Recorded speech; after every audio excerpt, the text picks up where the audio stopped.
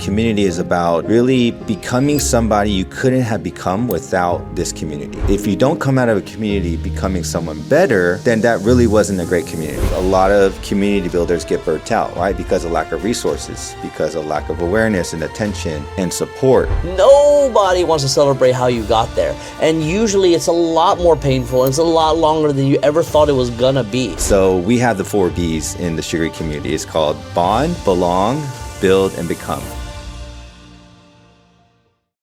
Hello, guys. Hey, how's it going? Great. There's Vienna. Hi, Vienna. All right. So as a little intro, welcome back to Suamora Stories. This is a podcast that we are relaunching for first and second generation Americans and immigrants to basically heal together, find belonging, connect, and elevate together. And today we have the pleasure of having the masterminds behind the Sugary community, DK and Gary. Welcome. Thank you. And we're really excited to also talk about Community Week, which will be on May 9th to 17th. Yeah. So we'll get into that later. So let's start off with Gary, since Sugary, is kind of your name. Can you walk us through your journey? You started off as a manager of finance and administration. You became an artist manager, so you got into the music industry.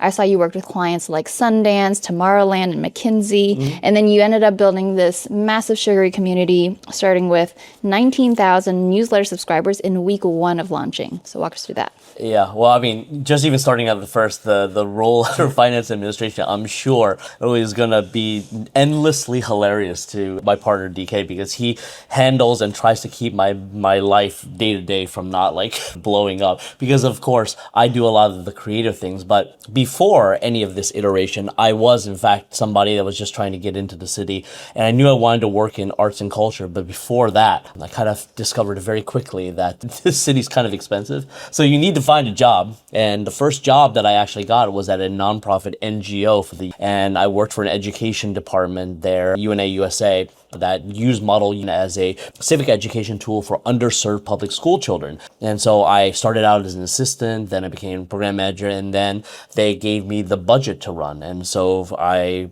ran a budget of $4 to $5 million every single year, allocating what we would spend globally to help these students kind of gain their civic education. And so that's kind of how I do it. But these days, I do nothing with budgeting. And my New York story was on the impetus of trying to find access to art and culture and wanting to work there, but having no direction, I just sort of took the chance to come and find my New York story. And if it weren't for the financial crisis of 2008, I might have just continued on, because having a job meant that you were very comfortable with gaining a salary. The security of getting a salary, I mean, you know how it is, right? You get a salary, you get a weekly paycheck, first time getting money at all. It was like, okay, fine, I get to do whatever I want.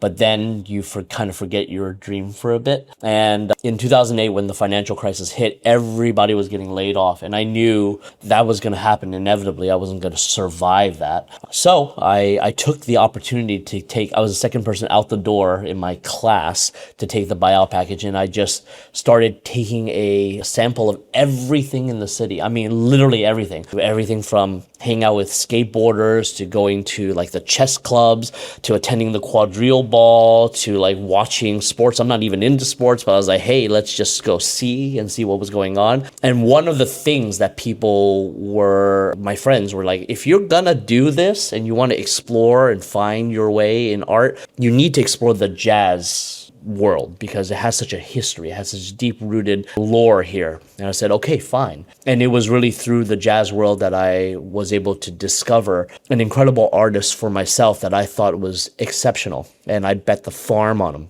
And then it just turned out that he became extremely established. And by representing him, I was able to really pivot and find my way into the realm of artist representation, because I represented him. And this artist became John Baptiste, who is now known the world over. But that kind of was my journey into this. And then as I grew my time representing artists and getting deeper into the artist world, I started meeting a lot of extraordinary people. And one such person was DK. And we had met through a very close mutual friend that does not really make many introductions, or at least doesn't make any introductions lightly. And so in both of our experiences, when she sort of makes an introduction, you take it very seriously. And so DK at the time, and I'll let him get into his story, but like he was looking to get read into the New York scene. And when he asked our friend, he's like, I have one person you should meet. And we met. And then we kind of went about our lives. But then when COVID happened and it was kind of coming out of it, DK was just like, I should reach out and see what's going on. And with me, the more you reach out, the more I interact. So it became a thing where we became thick as thieves, painting the town red, going to every single event. And then it came to a very natural question. And I think I'll let DK sort of pick up on that because it's tied to his origin story, but also to our origin story. I'll keep mine short. I mean, I came from the startup world. I was from California, but I moved from Idaho. I wanted to transfer from being in the startup sales marketing role to entrepreneur. So I started my own marketing agency in the real estate industry. And then that's when I wanted to start it in New York City versus going back to the Bay Area where I'm from. So I did that. And that's when, New York City is a place that for me, when I visit, you just feel the energy is different. And it's my pace. I'm a very efficient, fast-paced, direct communicator. And I felt like New York, I can do all those things without apologizing for it. So I came here in 2017 and met this guy shortly after through the mutual friend. Thought this guy was very nice, very connected. And I was like, okay, that's great. I have a very connected friend in the city. But not really a friend, like an acquaintance, right? When someone tells you this guy has met over 25,000 people and he has that many contacts in his phone, you don't feel like you're really that special. So I was like, great. Well, whenever, he hits me up or I maybe hit him up and maybe he'll respond and we'll hang out. But what really started our relationship was physical health. Yes. I asked him if he wanted to work out and he said yes, because he was maybe like 20 pounds overweight. And I was 25, like 30 at this point. Yeah. And I was like 10 to 15. So we started working on Monday, Wednesday, Friday at 7 a.m. That turned into diners of eating breakfast and talking. And then that turned into what are you doing with your life and how are you making money off of your community? That turned into the newsletter. Nice. And how did you two know that you were like perfect to work together and build together? Oh, never perfect, ever. It seems really good. Okay, the opposites attract, but they also annoy the shit out of each other. So I knew what he was building was special just from the art of it and from the passion that he had for people. But I also knew it wasn't sustainable and it wasn't something like if he wanted to do for the rest of his life, he couldn't continue to just text people and call people and just do events. There had to be something more than that. And I'm a systems operations guy from startup world. So I'm like, okay, we need to build certain types of systems, platforms like the newsletter, and we need to build a brand, not just you entertaining people. So it's becoming a brand and his personal brand versus I'm just a event host that likes to bring people together, which was where it was at. So a little thing about this is like the newsletter really wouldn't have happened without him. Like, I mean, that was a systematic push from his side because I was super like nervous about the whole thing. All of my contacts pretty much, I met through actual social interaction. So when you were asking about the whole, how did we start this newsletter from day one with that many contacts? It was because I was actually out there meeting these people. I was insane enough for like 3 to 5 years of just literally going out 7 nights a week, 3 to 4 events every single day and never stopping and always following up. And I was almost fanatical about it. Because I just thought it was like a really great opportunity. I was super curious about people. But then also, like this was a super rare opportunity that had manifested through my work with John and subsequent amazing artists that I felt that if I stopped, it would maybe go away. So like there was almost also this desperation. But then because of that social element, I was like, well, I mean, I know these guys socially. And I know the world of like, people trying to sell things and all this type, and I don't want to be that guy. And when he was asking me about the newsletter, I had every single reason as to why this newsletter shouldn't start. And then he finally like looked at me in his usual like, are you serious kind of like look.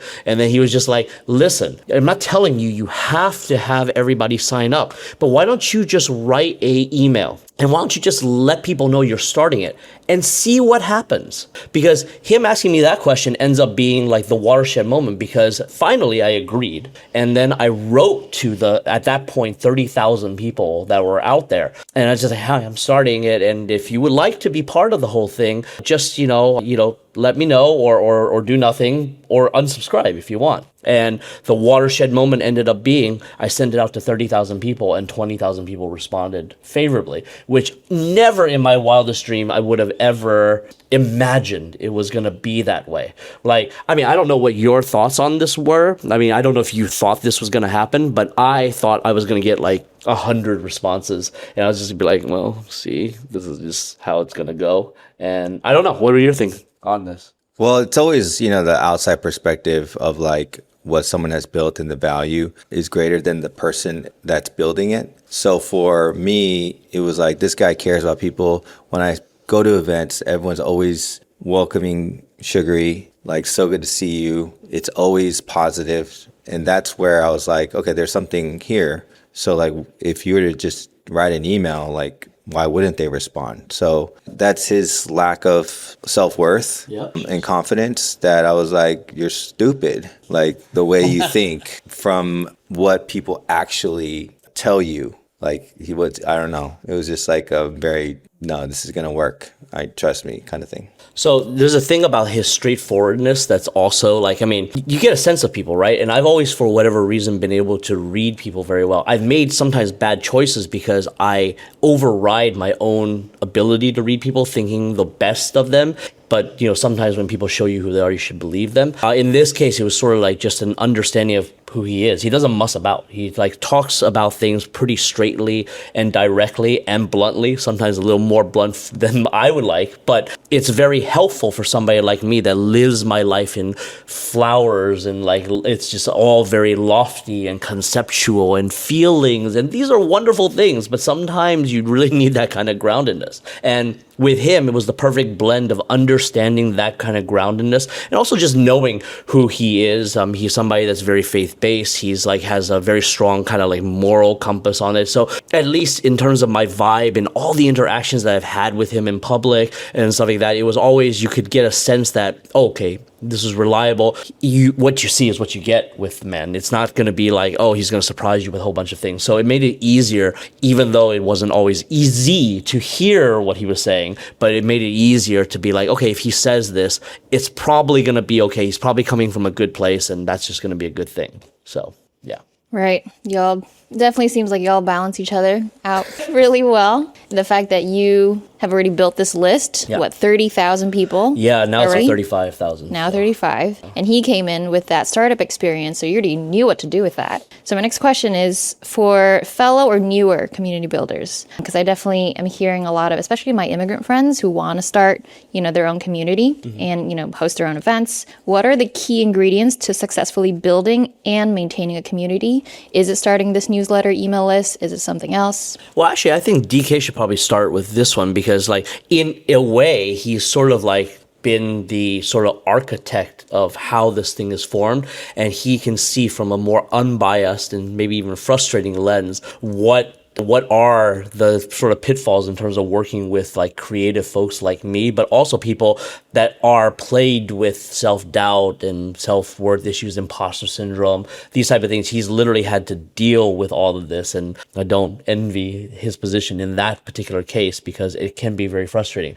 But I think it would be probably better for you to lead off with this because you've actually seen it and witnessed it and been right there with it. It's very simple. Basically, you need to build a list. So the unfair advantage he had was he built that list for 10 years, but he didn't do anything with it. So you go out and you meet people, number one, and you connect with people. So you have to have really good networking skills. Number two, if you don't want to do that and go out, then you have to bring people in. That means you have to host events. And when you host events, like on Luma or Partiful, you get their contact information, right? So if you get their email and their phone number, that's building a list. So let's say you do 4 events, and each event is 50 people. Well, now you just generated a list of 200, right? So you're either going out and generating people's, contacts, or you're building it that way. And then you can then start a newsletter if you want to get more people involved. Or you can do ads. Or you could collaborate with another community. But that's number one, is like you have to get people into your kind of ecosystem. And then number two is then you have to start hosting events that bring social connection, right? It's not just entertaining people. Like you're really, really thoughtful about your human experience in bringing people together. And how are you doing that? So once you have figured that out, then how are you doing that consistently? Are you doing that once a week? Are you doing that twice a month? Are you doing that every month? But there has to be some consistency to it, or else people are not going to want to come because they're like, oh, this guy just does it whenever he feels like it. That's not really like if church was like, oh, we're just going to do Sundays when we feel like doing Sundays. Do you think people are going to go to church? No. Church is every Sunday. Like, this is basic, right? How do you incorporate that into your community? So don't just say you're going to do a community if you're just going to do a couple events and then you're just going to chill. Like, that's a hobby. Okay, that's not a community. That's a group of friends that just feel like hanging out whenever they want to feel like hanging out. So there you go. I think though also like that's the front end of it, but like on the back end, I'm super curious because like there are a lot of, I guess, creators with sort of my general disposition at different levels and stuff like that. How have you been able to deal with the sort of like the difficulty of me with the different, like, with the disorganization and like the disconnectedness to some grounding and like, all these type of things. I'm super like, I think the audience would love to know because like the perfect balance is an imperfect thing. It's always a work in progress. And I think that that's something that people rarely see. We just see the poster, right? It's like, oh my God, he's so different, and fire and ice, and it just works well. But, I think that that's a really important aspect. I'm curious to see what your thoughts are. Well, why don't you say what I'm not happy about with you? Yeah, okay, absolutely. So DK is definitely not happy with the fact that I'm very disorganized. I kind of like think of things and I just go. It's almost like a little dog that gets stimulated by something and then they just go, but that's my creative lens firing. And then also, I'm not very good at communicating as well. I think I'm a great communicator, but I communicate in floral terms, emotional terms, lofty terms. I can sell an idea very well because I'm passionate. So if like just the other day we did an event and I was able to get the crowd really riled up and really excited about what was going on because I spoke from the heart. It was true. It was about Community Week, which we'll get to. I was flying high, and before I knew it, I almost went into like this daze where it was just coming. It was like I felt inspired. He likes to call me Pastor Gary, and I guess in its own way, I guess I have a little bit of that because I just get into a zone and it just free flows. Mm-hmm. But that's one way of communicating, and the other communicating is this communication of information. And I tend to make a lot of very interesting assumptions, and usually he finds out about it in the back end. He's like, well, that would have been nice to know like 2 weeks ago. Why did you do it this way? I was like, well, I don't know, because I thought it was this. He's like, I'm tired of you thinking about this. So we really need to like organize this and come up with a system that kind of like works. And we're still in the middle of figuring out these kind of systems. But I would say those are the two of the largest gripes. And I think the thing that sustains it, but I'll let you speak on it, is that he knows at the end of the day, it's not coming from a place of deliberate antagonism. And for whatever it's worth, I think it's worth a lot. The source of where I'm going with all of this is coming from a very authentic place. And I am exactly what I say I am as far as being of the work, being of who I am when I project out into the world. You would find me this way, whether I was on camera or off camera. This is me. It's 100% unvarnished. And there's something that is beautiful about that. And we celebrate that aspect. But doesn't mean that I'm not a mess on a lot of other fronts. Did I cover it right? Yep. The number one thing that gets this guy in trouble is the fact that he cares about other people more than he cares about himself. And so this past summer, you know, he went to the hospital because he wasn't taking care of himself. And he was not eating right. He was not sleeping. He was drinking too much. He was going out. It was so late night, all for the sake of showing up for other people. Yep. And we had to change the way he basically lived his life, which is no more drinking, no more going out to 4 or 5 events a night, sleeping, getting therapy, taking medication, and also his meals are now, you know, pre-made on a very like tight diet. And in order for him to continue to do his passion, he has to be passionate about healing himself and passionate about loving himself and focusing on his priorities versus focusing on other people's priorities, which is sending out these birthday texts or going to someone's birthday party or supporting someone's blah, blah, blah, blah. Well, why don't you first support your own sleep, support your own food intake, support your own, the list goes on and on and on, and then support your own business and your own tasks that I give to you versus trying to do other people's things first. Yes, 100% true.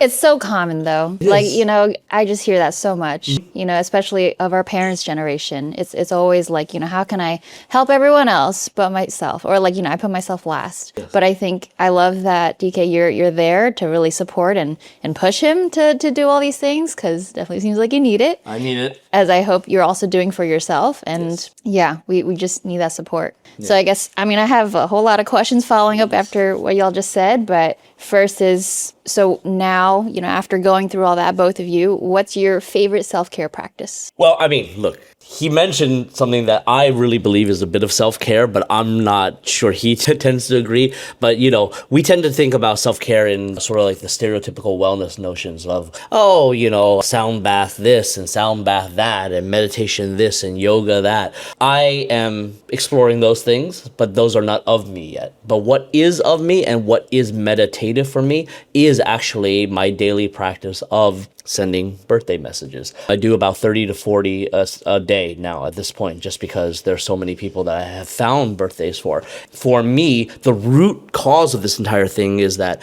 I really believe that we are put on this earth, and then there is a need for us to matter, to feel like we matter, to feel like our life means something. It can occur in all different kinds of ways. You can achieve it professionally, personally, and these type of things. But one of the most basic things is just an acknowledgement that you exist. What is tied to that idea? Your birthday. And so if I know it, it's not that I expect anything from anybody. I don't expect reciprocation. The whole idea is for a period of time, usually about half an hour or less, I'm able to go through all the people that have birthdays that I've met along the way. And it is my intention to send them something on their day, which is the most important day to them, for them to just have a little bit of good karma their way. I think everybody could use that during this time.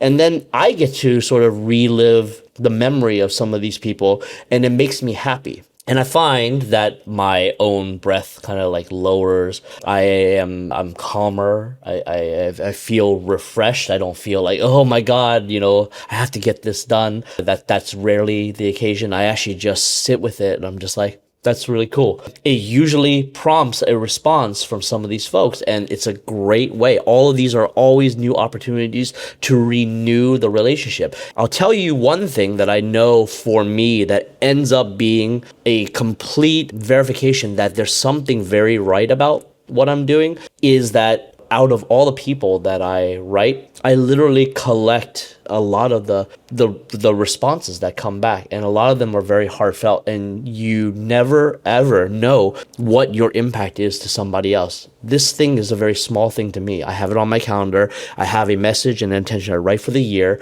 and then I switch it up and add a few details for the person if I know anything about them, like that. And then I send it out. But for other people, what I get back is, my God, you're the only person that ever remembers. Like, I have close friends that don't even remember. My parents don't even wish me a happy birthday. It's crazy. Like, and it's heartfelt, and I love it. I know it's not necessarily a personal message, but the fact that you even cared enough to spend your day, like I have a litany of these hundreds of messages coming in from people from all walks of life, all parts of the world. They're just like, even after all this time, I didn't even know you that well, but you care enough to do this. Well, geez, thank you. If you're ever around this way, I would love to see you again. And I love that feeling. It nourishes me a lot. And I think it's spending a little bit of time for a lot of karma in the world. So that's me. How about you? I already know what you're going to say. Well, so my faith is very important to me. And so my assurance is through the Bible and what God tells me, that through Jesus, I am saved. And so I only go to one voice to know that I am loved, to know that I am taken care of in this world and in the next. And that's all I need to know, because that love is unconditional. It'll never change. And so like for me, that's why my faith is so important to me. And that's why my self-care is meditating on the word. My self-care is worshiping God on Sundays or any other day. And it's fellowshipping with like-minded people who understand that this unconditional love came at a cost, and that for me, I'm going to now live in obedience to that because of the cost that it took for me to be here, to be reconciled to God. And so like, that's another difference. It's like he gets his from all these people. I choose to just get it from one that just is consistent, and not that anything is better than the other in a sense, but for me, that's my self-care. And then on the fun side of it, I do a lot of like physical training exercises. Like right now, I'm training for the high rocks. So that's just, so for me in my 40s, like I need to like do something to like continue to strengthen my physical, not just my mental or my spiritual. This is a pickleball monster. Oh. He's fantastic. Like, I mean, like competitive, like actually competitive. Like he told me to do a pickleball. The first time I played pickleball, I like ended up like straining my calf. I'm like, oh, I mean, not for me. I'm going to get better at it. I need to implement an exercise routine, but he's actually very good at it. So. Okay, would y'all host the pickleball tournament? We have. Okay. And he gave instruction. It was like great. We went to the Central Park thing, and then we took over like a couple of courts, and it ended up, people were like really happy about it. People asked more. We didn't do more. We should do more. We will do more. It's getting warmer. Yeah. Okay. Well, thank you both for sharing. I can totally see why that is so nourishing and soothing for you. You definitely give more like extroversion kind of energy, and I can see how that, just can be meditative for you. Yes. I've definitely learned that meditation just looks very different for everybody, and definitely, your faith to God and Jesus, I can definitely relate to, as definitely entrepreneurship has brought me closer to God, and I pray every night now, and that's also part of my self-care practice in helping me to sleep better. Oh, very nice. So I love it for both of you. Now, after you have taken care of yourselves individually, we're going to come back to the communication part. Yes. What now does healthy communication look like for you? I will say that is still very much a work in progress, but what I will say is that I am trying to make less assumptions, but sometimes it's hard to catch because in my mind, I tend to leap ahead on creative stuff, and it's almost like, those cartoons where like the body runs ahead and then the the bottom catches up later? It's kind of like what that is, because like I get excited and I just move on things, and I'm not noticing that that's trailing behind. And then I'm there in my mind, I'm making assumptions, and I'm like, just moving, and I'm thinking I'm making progress. And in a certain sense, I definitely am making progress, because a lot of these events happen with me going forward and doing stuff. But in working with a team, it's a whole different shebang. And like, I very much have come to the realization that as much as I love the idea of working with a team, I am not in practice that great at doing so. It is not my forte, and that's been a very sobering thing, because in my mind, I love it. I love people. I love being around them. I don't know what to do with myself alone, and that's something I need to look at for myself. But I mean, just the notion of working for a team means that you have to have much better communication. So starting with no assumptions or lesser assumptions, and then also just trying, and I think I've done this a little bit better, still needs a lot of work, I think, but just sort of like respecting other people's like work processes. So like For example, we have a newsletter, as we've mentioned, and the newsletter has a few deliverables that need to happen every single week. Now, the newsletter goes out Monday. And at Monday, all the stuff has to be, but up until Monday, the day it goes out and the time that it goes out, you could add or delete or whatever like that. And that was sort of my mentality, because on the creative side, the flow, sometimes it flows very quickly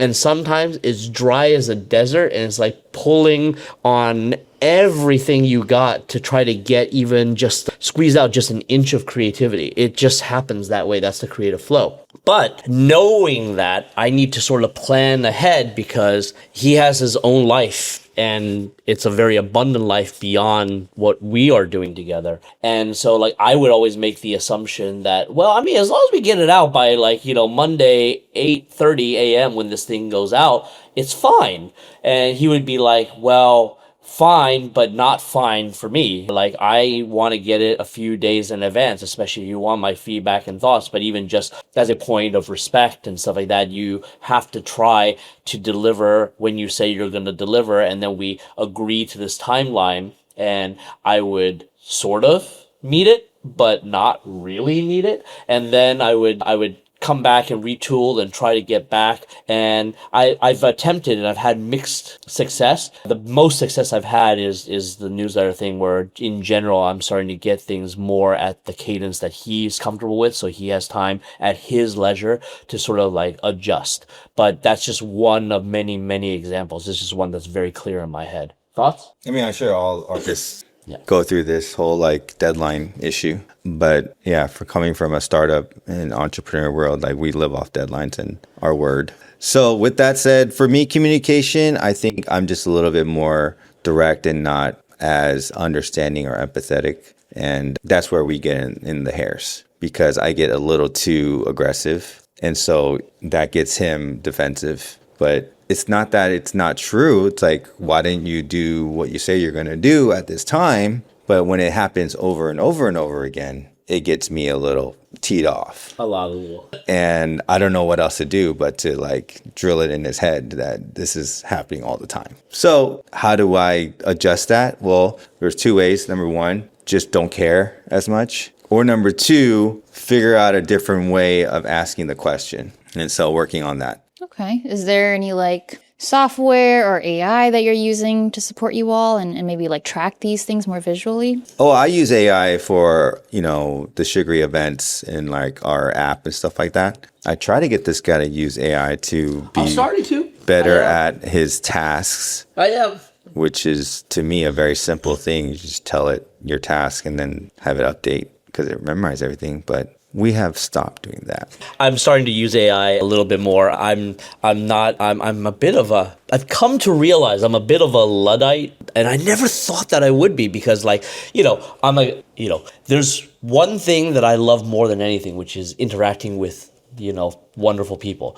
But if I didn't have that, there's another love that I actually have that is kind of, in a way, antisocial. I'm a gamer. I love gaming. And so like I used to build my own like PCs, and I used to run like different things to like, crack codes and stuff like that. And so like in my mind, I'm pretty technically savvy, and I use all the applications and stuff like that. But I don't know. I mean, like when it comes to AI, I suppose there's several blocks. There's the mental block of just doing something new. And I guess maybe in my older age, I'm falling a victim to what a lot of people fall victim to when they get used to doing things a certain way and they change. But then also, like, there's an aspect of me that almost it's an ego thing, and there needs to be some kind of ego death with it, where like I feel like I'm cheating if I'm doing it with AI, and like if I don't figure it out, I'm like not authentic and not representing myself, so I fight it. Like there's one thing we did agree on when we did the newsletter. DK was saying maybe we should see if AI can help you write the thing, and I was like no. He was like yes, and I was like no. And then we actually did a comparison where I wrote it, and then we'll see if AI could match it and like, create the thing, and AI could not. And it was very clear that it could not. So in this case, I proved that in this case, it has to be through my soul, through my own lens, through my way of writing. But there are other things where it's proven to be extremely helpful. So like, AI, creating the form of what is needed in an event, analyzing something to help write it a little better, to create decks and things of this nature has been wonderfully helpful. And I am starting to use more of that. In fact, there is a series that I'm doing right now where I use AI to completely draft the whole thing. And it's all my actual ideas, but just sort of putting it in a really nice framework that I have since set off and has been received very well. So slowly but surely, maybe a little too agonizingly slowly, I am doing it. So. Okay. Yeah, I think it's important as long as you're using it somehow. Yeah. Yeah, that's all I've been hearing from like different entrepreneurs that I follow. It's like, we gotta keep up with AI. Yes. Yes, we do. Yeah.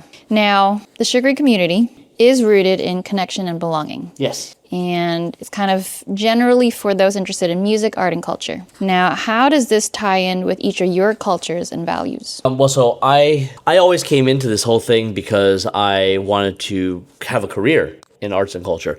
The reason I gravitate towards arts and culture and why I use that as the lens from which we sort of do our work is that arts and culture is tied closer to who we naturally are as people, our interests. Most people, it can be said, of course there are exceptions to the rule, but they don't live to work. They work to live. We work so we have the ability to do things we want to do. Well, once your laptop closes, what do you want to do? It's not more spreadsheets. You want to go to a concert. You want to make a pot in pottery class. You want to go hiking up the, Mohawk Mountain or whatever like that. You want to play board games until you collapse. These are the things that are actually the most human aspects. And so arts and culture provide that framework that we get to be the most clear representation of ourselves. Now, if I can create something beautiful within that context, that also means that's the fastest way to create trust in a safe environment. Because if I'm honoring that in its own way deeply, I'm affecting you as a person.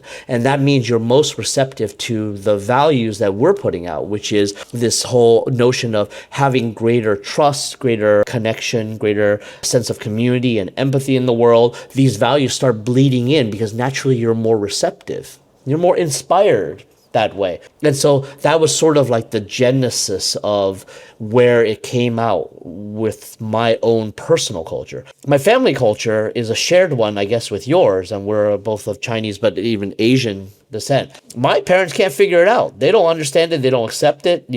That's a story, as a tale as old as time, right? They don't get it. They're not cool with it. They're wondering when I'm going to make money because they feel like I'm ruining my entire life. They wonder when I'm going to settle down and have kids and all these type of things. So like that was a very recent reminder, not more than a week from this recording. So like that is very much not of my actual like ethnic culture. But the culture that I've chosen to adopt, because I can't help but feel this and feel inspired, is this culture based on what I've sort of figured out for myself and what I feel is important. And it's validated every single time I create something beautiful with DK and we put it out into the world and people receive it with such enthusiasm and gratitude. Like I can't even begin to describe what happens when we typically do these events and people come to us. And I don't know what your reaction will be, but I mean, like for me, when people come to me, it's like, bro, that was so amazing. Thank you. I don't think anybody's doing anything like this. I mean, I don't know anybody that cares as much. I've met friends. I've connected on a deeper level. You helped me discover things. And like, you don't really ask for anything back. And I almost feel bad, but like, this is just so great. And I've told other friends about it, and other friends have since gone on to like, find their own interests and discover new events. And they're like, oh my God, where has this been all my life? Like that is deeply, deeply satisfying for me. You do mention that it is sort of for specific people. So I guess what kind of boundaries have you both set for both yourselves personally or within this community? Well, so I mean, diversity is a very big key where the Sugary community is comprised of a nice cross-section of New York City. I mean, seriously, all ethnicities, all industries, all age groups, all persuasions. It's really quite diverse, and we celebrate that because I think you move to a city like this so you can have that kind of inspiration. And so my boundary is, as long as you don't suck as a human being and you have this sense of character in you where you are honestly curious, you participate, you don't flake. We're very big on anti-flake culture because I think that's a social ill of the city, gone crazy, gone out of control. Then we certainly welcome you with open arms. Do you have anything to add to that? No, he doesn't. Okay, well, there you go. But this is where we really have settled on. Okay. And we touched a little bit on this before. What systems have y'all established that have proven most helpful? Ooh, you should definitely answer this one. Well, we use Beehive for our newsletter, and we consistently have Mondays going out for his piece on the Sugary effect, which is his kind of thought piece on culture in New York City and his personal life. And then we also have the SugaryNYC.com app, which I vibe coded on Claude Code. And he goes on a lot of newsletters and he gets invited to a lot of events. And basically WhatsApp groups and all that. So we collect all that and then we put it into this Sugary events app that you can sort by week, and it has these certain trust icons. So like he wants to go to every single event, but he can't, right? So he's like, oh, this would be a nice event to go to because I know the like kind of the vibe of it, or like it's interesting to me, it looks good. So it's called Roll the Dice. And then if he knows the host of the event, then it's a trusted source. And then if it's our event, it's Sugary hosted. Or like he's like, well, I would like to go to this event if I could, it would be a Sugary pick. So there's all these like filters you can do, and also your social battery level. We monitor that. So like this is for introverts, this is for extroverts, and so that's a system we use. That's been huge. People like time and time again ask for it. They love it. Yeah. So we'll put on like 30 to 35 events on there, and it gets uploaded every single Monday. And then, yeah, so that's another system. And then the other one is we do about 2 to 3 events a month around art and culture for our members. And now we're going to be launching Community Week. Yes, indeed. Cool. Y'all want to talk about Community Week a little bit right now? Oh, absolutely. Yeah. Come on now. Community Week is going to take place on May 9th to 17th, and it's going to be in New York City. It's our inaugural Community Week. It's a citywide initiative that basically encourages New Yorkers to rediscover their city through their natural interests and celebrate and acknowledge the communities and the leaders that are actually making all of this possible. I mean, it's literally 1 week, but it's like infinite human connection. So, I mean, you've had Tech Week, you've had Fashion Week, you've had Deeper Tech Week, you've had all kinds of AI Week. Why isn't there a week that celebrates the very aspects of us that we tend to do when we are not working and in a city as vibrant as New York City, where there are so many possibilities? On any given day, there are like hundreds of events happening, and all hyper localized or hyper brandified or like hyper, like, you know, just all about the pageantry of it all. But within this, you will have these communities that are sustaining these amazing interests that define the human DNA of what we are about as a society. And I think that this is a really beautiful opportunity to kind of celebrate that. I mean, DK, beyond even just the communities that have bought in, which I think right now are like 89 and rising. Like, I mean, it's really a lot. We have everything from run clubs to board game folks, knit clubs to journaling societies. We have like tea aficionados to dinner parties. I mean, it's really quite amazing when you think about it. But I mean, there's so many other things that we have planned. I mean, I would love for you to just say what else we've got going on. Yeah, this is, I don't know why this is off, but back on. Good. Yeah. So with us, I would say Community Week. Some people are like, what is it really? Well, it's number one, it's developing your social connection, like finding your people on the social side, not on the business side. So it's not about business connection. So discovering your communities or any community in New York City that you are interested in learning more about, whether that's in art, that's in food, that's in meditation, wellness, whatever that is. That's why we're inviting all the communities to host their event that they're already doing. They've been already doing consistently. Just do it the week of May 9th. And we're going to have a couple marquee events. We're going to have our launch party. We're going to have some coffee meetups for community builders to come network and learn with each other. We're going to have our closing celebration. We're going to have some fun, like community pitch nights and stuff like that, so that we are coming out of this to build the community economy, right? So there's right now the creator economy, which is more of a broadcast media of a creator, having an online quote unquote community, but it's not really a community. It's like their fans or their followers, and they're just trying to sell them something, right? And then you have event producers on the other side who are producing events to entertain. And then you have community economy, which is like our goal is to foster social connection, right? And belonging. So it's a totally different ethos, but we're trying to figure out how to make that sustainable, right? Because a lot of community builders get burnt out, right? Because of lack of resources, because of lack of awareness and attention and support. And so we are trying to create a community of community builders to keep them sustainable in New York City, whether that's funding from grants,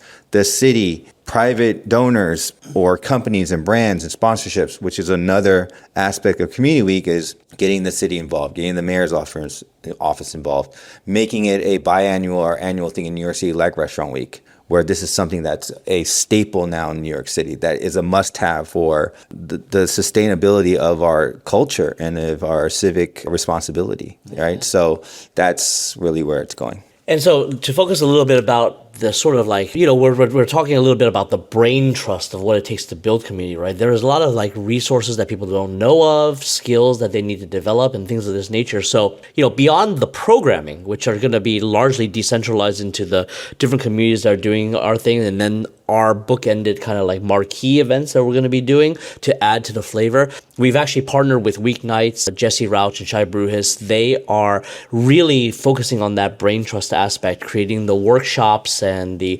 talkbacks and all the sessions that really help community leaders or people that are interested in community on different levels to understand a little bit about how to do that better, how to create community better. What are the ways in which we can learn to sort of up our game on a number of levels? How do you fundraise? These type of things.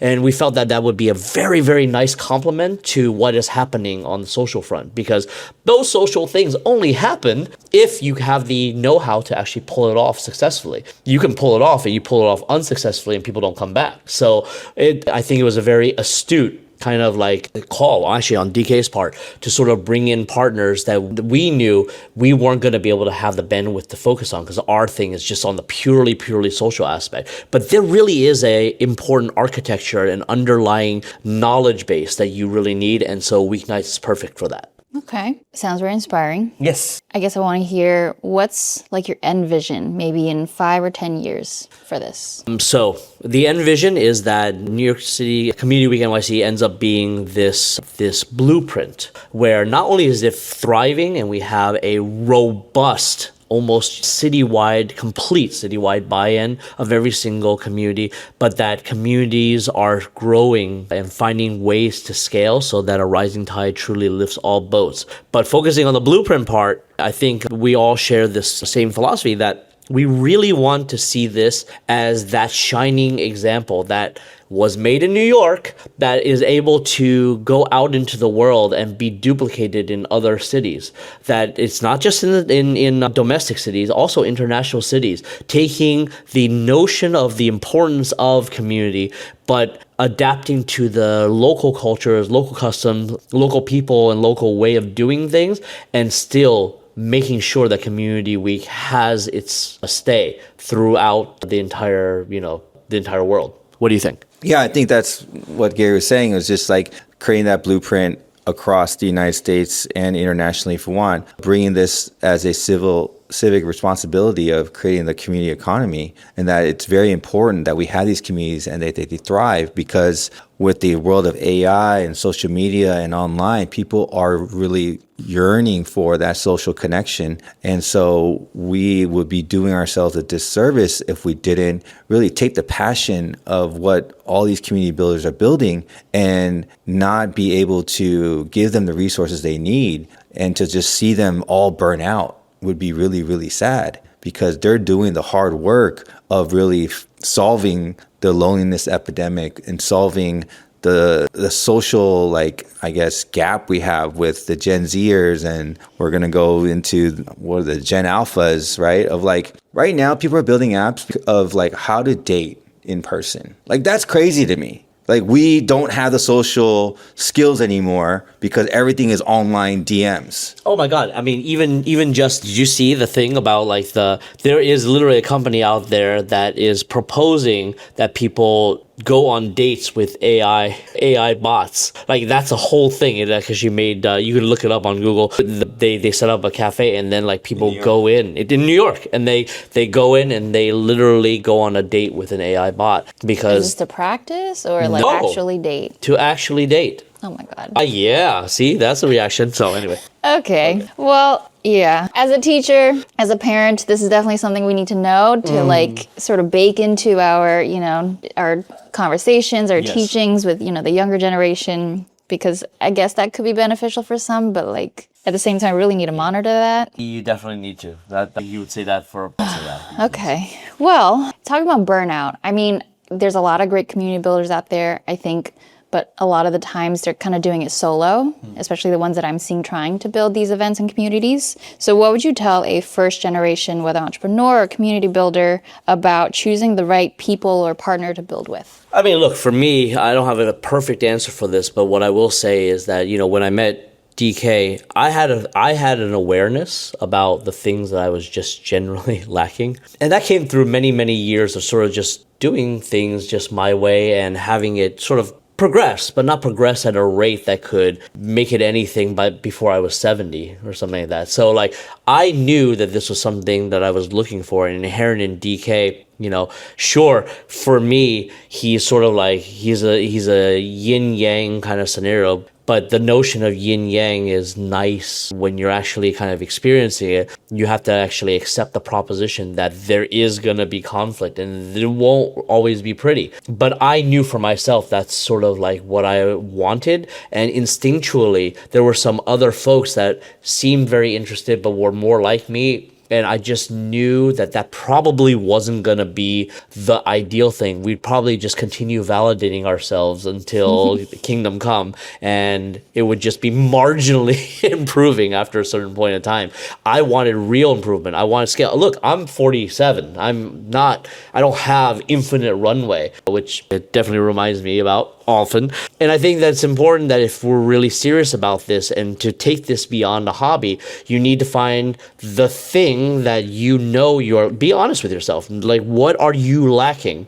And seek that which can help with those things. See if you can inspire somebody to join that can help make up for that fact. I mean, that's sort of like what I think about it. How about you? I think it's just trial and error when you're trying to look for someone to work with. And I would say just start with working on a project together, work on an event together, and see how you actually work together. Also, Gary and I didn't start working together until like maybe 2 or 3 months of actually working out together and eating at the diner and just catching up and building a friendship. So it's like, don't go right into this, like, I don't know, if you have a good friend and you want to do something together, great, but like do an event together and see if you guys can actually work well together. You guys have different skills and all that. Don't just assume that, it's going to be great because we're friends. Or someone who's just a complete stranger that you met at an event and thinking just because you have the same passion doesn't mean you guys are going to be working well together. Right? You have to actually go through some trials to figure out, like, do we handle conflict well together? Do we communicate in a way that we both can actually accept, the information the way we want it? All those little things are just assumed a lot of times because, I found someone great, and you just want to fantasize over that. Like me and him, we have our like battles like almost every week. Yeah. So like, but you have to like go through the punches and just be like, all right, that was it. And then we move on. But if you can't do that and everything is personal, then yeah, it's not going to work because at the end of the day, it's too personal to you. It's like, no, let's go with the mission. And like, we're just trying to figure that out. And like, it's not personal, but there's going to be like, I'm sorry, I shouldn't have said it that way. And there's reconciliation, we move on. If we can't do that over and over again, because we're all going to make mistakes, then you're just not good. I'd rather just do it on your own. Yeah. Yes. No notes. Okay. So what I'm hearing is, one, you need self-awareness to know where you're lacking in. Find someone who's not that similar to you, because then you're just going to kind of want to do the same stuff. Exactly. You need someone to kind of put you in your place sometimes and be able to talk about the hard stuff, because that is going to come. 1,000%. Okay. Yeah, for sure. Totally have experienced that. I've tried, I was gonna say that the way you just said that, I was like, it's coming from somewhere. I know it. Yeah, because I feel like I have this entrepreneurial like journey right now and my mindset, and it's like, yeah, I have close friends or like family that I want to work with, and I've tried it, but like, you know, to the point, it's like after trying out things, it's like, oh no, we're not actually so aligned. You know, I might be more ambitious in certain ways or more able to take risks in certain ways, and my friends are not, but it's okay. Yes. I think we're also good as just friends too. Absolutely. Yeah. Okay. So, what would you say is something that you are each currently growing into or working through, personally or professionally? I mean, you've already heard bits of it, but I'm working through my own self-confidence issues, getting over imposter syndrome and people pleasing. It is a very deep, deep well that I need to get out of. And it's not a promise that I will. It is very much a work in progress. I will say that I have made some very interesting improvements. For example, we just recently did an event, and this was an event that it's donation based, but the thing was, like, I used to not ask for help. And in this case, I actually had a team of volunteers and I had a cultural council, and that was very big for me. Like, I'd never done that before. And also, though it was donation based, the previous iteration of this thing, I had very, very deliberately chosen a very meager offer as to what the suggested value of the ticket was. And I had a breakthrough for me just to sort of like, you know, the value of this ticket is way, way more. Why am I having such a hard time, you know, bringing that to the surface? And this time I just said, you know what? Screw it. I'm going to tell you what the value is. You don't have to pay that. This is a donation base. You can pay what you want, but I'm not going to have any hesitation telling you that this is how much it's worth. And so these were all at the surface, they seem very minute, but actually they're rather titanic in the scale of trying to tackle this beast of a problem that I have. And I suppose most of my victories will look a lot smaller, with the implications having a far wider spread and far wider reach later on. It's just going to be one of these things where the actual action doesn't seem like much, but it's going to be titanic as it goes on. It's like you go and you see a ship at a distance, it's like, it's a small little ship, and then you go, it's like a fucking oil tanker. You know, that's kind of like what it is. So that's what it looks for me. That's what I'm absolutely working on, and I work on it constantly, and I have good days and bad days and everything in between. It's very, very active for me. I think this big problem of how do we support community builders and working through this community economy and, you know, launching Community Week and building it with, you know, the Weeknights guys and with Sugary. And I think this whole journey has been a very good learning process of like what to do, what not to do. And for me, it's like, where could we find this like formula? We still haven't found the winning formula yet of how to really help and sustain community builders in a very accessible way. I think we all get lucky in some ways or others, and I want to make sure that what I'm working through is like figuring this out in a more, I would say accessible way of like, how do we get funding and where's the well, right? Where's the well that we can like really dig into, and just still trying to find that. So that's hopefully Community Week will give us some of that direction. I hope so too. I think just the fact that you all are persevering on this path is definitely promising.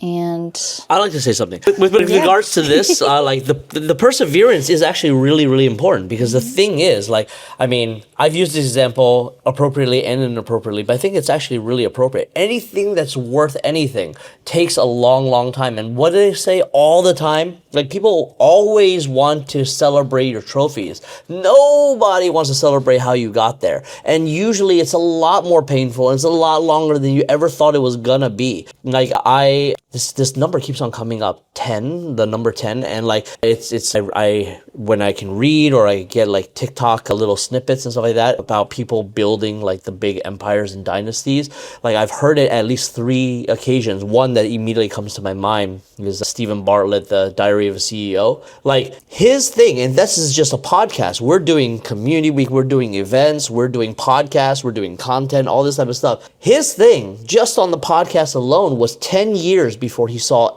anything. Like he even showed the curve. Like his YouTube revenue was like flatline until around year 7 before it started almost marginally creeping up. And then all of his like celebrity status and his celebrated millions and everything like that came like a year 9 to 10. Like before that, it was the slog of 9 years of what the heck am I doing? I guess I just have to do it. So I really wouldn't underestimate or undervalue this notion of perseverance. It's far harder than you ever think it is, but it's a lot nicer in terms of how it sounds than it ever actually is in reality. I think we get very caught up in like things that don't generate us money in the beginning. But something I've heard is like if you're going to get into a business, like ideally it's something that you're willing to do for free.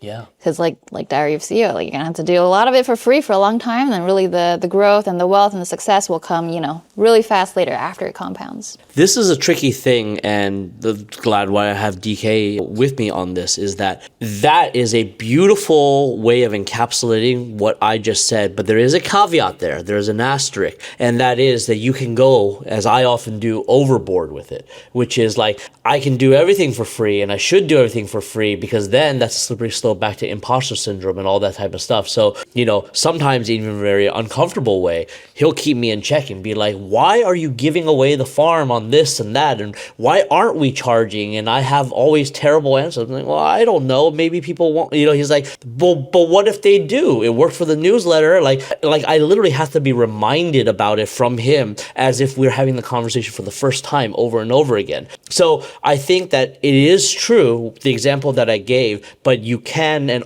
I often do, go overboard with it, which is why you need somebody like DK to keep you in check on things. Otherwise, you will go forever that way and you won't know when to stop. Like I literally won't know when to stop. I have no marker for it. I just create. I just keep on, like what the Joker says in The Dark Knight. He's like, I'm like a dog. I just chase cars and I don't even know what I would do if I caught one, and he'll be like, I know what to do when you catch one. You need to do this and you need to do this and you need to do this and you need to make money so that we can scale and do that. So like, that's the counterpart. That's the important balance to the whole thing. Yeah. And that's why I emphasize, like, really, it's important to build your partnership, build your team, right? Because, like, you're doing your magic, he's doing his magic. And that makes me think of Facebook, right? When it first started, and it was, kind of just Mark Zuckerberg and a team, like, they were losing money for years. I think it wasn't until he brought in, was it Sharon Salzberg from Google or somewhere else? And then she was the one that helped to generate money for Facebook and then Meta. Absolutely. So one of the things that I told DK very early on, and I think that he, has understood the piece of it, which is like, there is something that ends up being a interesting advantage to the weakness that I have, which is that I have no control when it comes to like, not knowing when to stop with this type of stuff, is that if we can capture it all and package it in a way where people understand that my natural tendency is this, so that it's coming from the most authentic place. You feel it. Like I can't even fake it. So like that is very valuable in that sense. So if we can compartmentalize, package it, put it in a way that's digestible and really creates the environment so that something like this can flourish, then it's very powerful, because basically, in essence, what he's doing is he's packaging up the essence of what I really believe in this world and what he believes in this world too, and just says, yes, this is all of the things that you feel, but we deserve to be compensated so that we can create a sustainable way forward on this. And so that ends up being important. I said, you don't never have to worry about my messaging going off or me compromising my values for anything. And there is a real advantage to that, because people do fall victim to that all the time. They become victims of their own success. With me, it's going to be much, much harder, for better or worse, because I naturally just have that in me to feel very nervous about it, especially when it affects anybody else. So, And I think it's so important for people like us, like good people, to be put in that position of power and ability to make more money. Yeah. Because it's like, once we do get more money, we're only just going to do more goodness with it. Absolutely. Yeah. Yeah. And I love that you all are elevating these community builders as well, because that's just all we're trying to do, just put more good karma and energy and social support out there. Absolutely. As well as financial support. Yep. And I really think the financial support needs to come from these like bigger institutions. Like that's,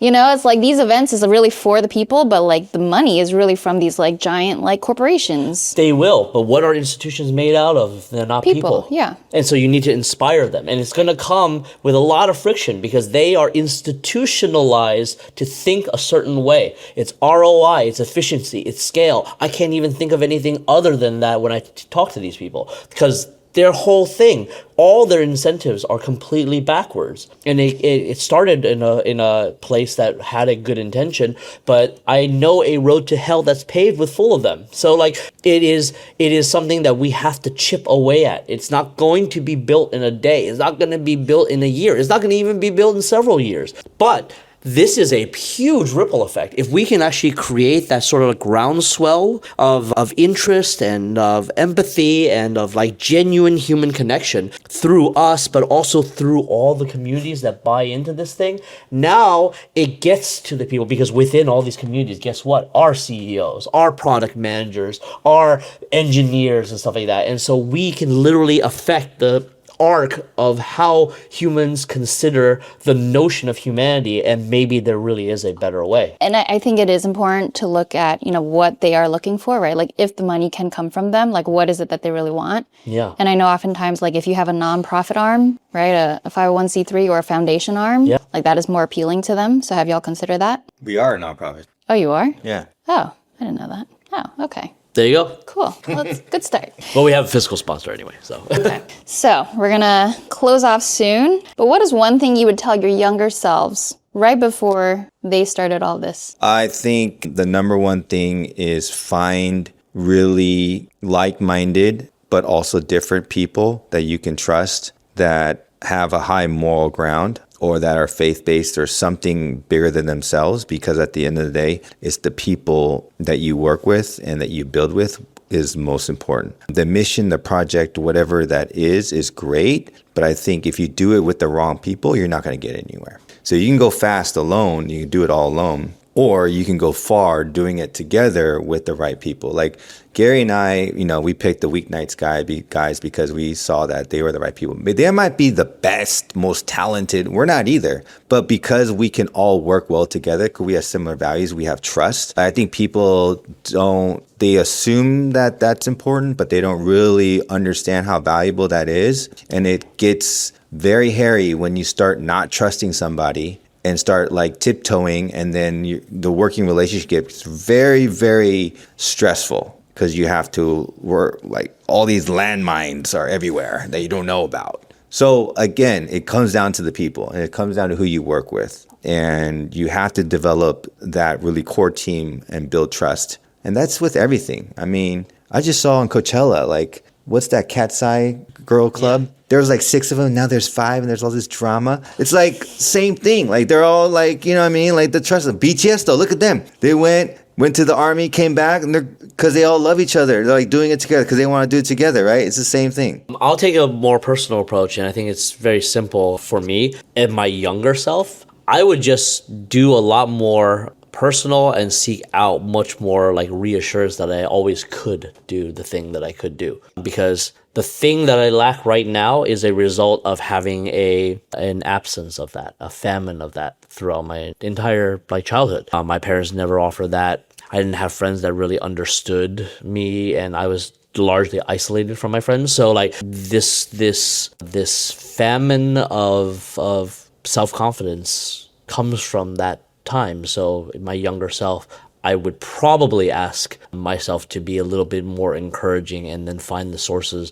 that would instill that notion of confidence in me so that I would be in a stronger position than I am today and further along in that journey, rather than have him deal with all of this crap, which is currently and very, very much present. So Well, you all mentioned therapy. Are you going to therapy? I am twice a week. I tried after I had my health scare where I almost died. I was like, well, I mean, if I'm going to change everything, food and whatever like that, I might as well try therapy. And like there were more than a few people, present party included, that were thrilled and elated that I was going to go for it. And it's going really well, I think. I mean, it's psychodynamic therapy, so like it's one of those type of therapies where like when you ask a question, you get hit with more questions. So it's like it guides you toward investigating yourself and answering your own questions. So it's like I call it the Buddha therapy. It's like, well, why do you feel this way? Why do you feel this way? It's like, well, I don't know. I feel like this. Well, tell me a little bit more about this. I'm like, oh, it took me a little while to get like adjusted and acclimated because it's like, oh, this is not the call and response typical thing of a real interaction this way. This is a patient therapist kind of like thing. And the lens is always on me. So like that's been part of it, but very much committed to it. Yeah, doing it twice a week and have been since December. So awesome. Yeah. Yeah. I mean, it can be hard to find a fitting therapist. It is. But if you've found one that kind of works with you and you like that sort of psycho aspect questioning method, then I love that for you. I'm really not sure, but the thing is, like, she's lovely, and like when she asked me, so how do you think this is going? I was like, I don't really know, but you know what? I like you. I think you're really nice to talk to. You're very pleasant. I love japping, so as long as you're not tired of me, we could go on this forever. Like, this could go on for literally hours. And then she's like, time's up.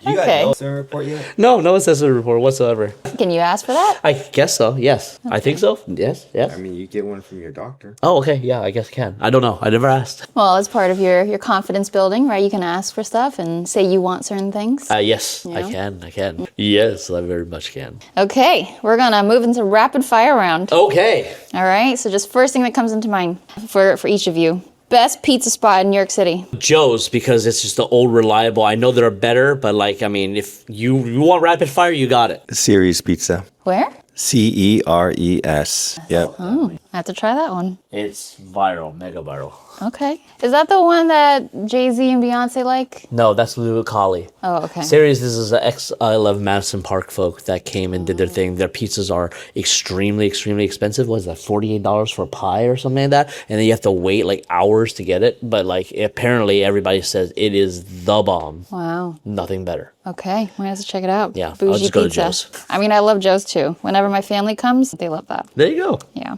All right. Bacon, egg, and cheese or a lox bagel? Bacon, egg, and cheese. Egg and cheese. There you go. Me too. All right. One word to describe the Sugary community. Joy. Empathy. I love y'all's empathy shirt. I still wear it sometimes. It's so soft. Yeah. All right. Biggest myth about building community in New York City? That it's easy. Oh. That it has to be big. One habit every community builder should start. Organization.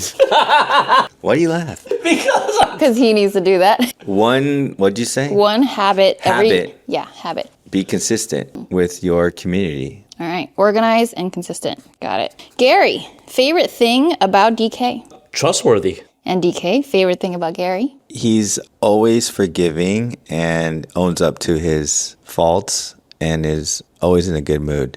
Love it. A book, podcast, or resource that shaped how you both build. Jeez, wow. You don't read. I don't. Okay, I said book, podcast, or resource, like anything. Like Five Dysfunctions of a Team by Patrick Linsoni. Oh, I love that. The Good Morning, Good Luck podcast by Gino the Ghost. I mean, I use it for reference for pop culture and just general inspiration for his charisma and how he does the podcast. But there's actually no like resource. This is all like me shooting from the hip, which I don't think is good. I actually should take full advantage of knowledge that's already out there. So that's actually a weakness that I need to improve on. So. But you're acknowledging it. Yes. So that's awesome. All right, and lastly, please finish the sentence. Real community is not blank, it is blank. Real community is not pageantry, it's connection. Real community is not just events. It's about fostering real connection. Connection. We all ended on connection. Hey! Because we need more of it. Yeah. All right. Now, final closing questions. How can the Suamora community support Sugary or get involved in what you're building? Well, I mean, look, if you're a community leader and you've heard something that you liked about Community Week, hell, even if you're just interested in looking at communities, I would look more into Community Week in and of itself. You can find us on Instagram at communityweek.nyc, also sugary.nyc, because we're going to be cross-promoting and things of this nature. I would say that even beyond that, if you want to sort of get more involved, you can certainly reach out to DK and myself. His Instagram is at startswithdk. Mine is at the Sugary Man. Awesome. And we will share all that. Well, you answered my next question. Where can our audience find you, work with you, or attend your next events? That would be it. Awesome. I love receiving the newsletter. I do really like the social battery level on each one. That's very helpful. And lastly, what does resilient love look like for each of you today? Resilient love, two things. Resilient love looks like for me today,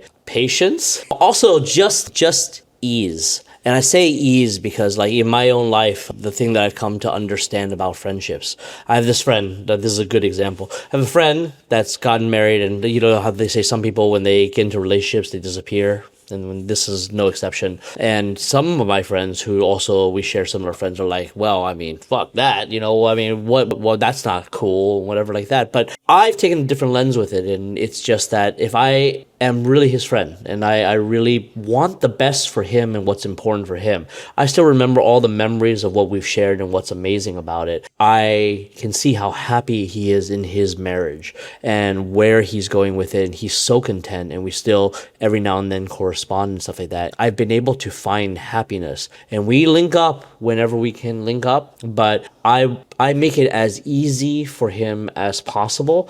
And in return, there is a type of gratitude and type of respect for honoring the way just life tends to shift. Nothing is ever static. And so to be able to keep somebody in a static ideal or position is probably not going to bring you a lot of happiness down the road. You need to be able to change and flow with it. Bruce Lee, be like water, right? I read some things. Resilient love means not giving up when things are hard and going through versus trying to go around or trying to go over or trying to go under.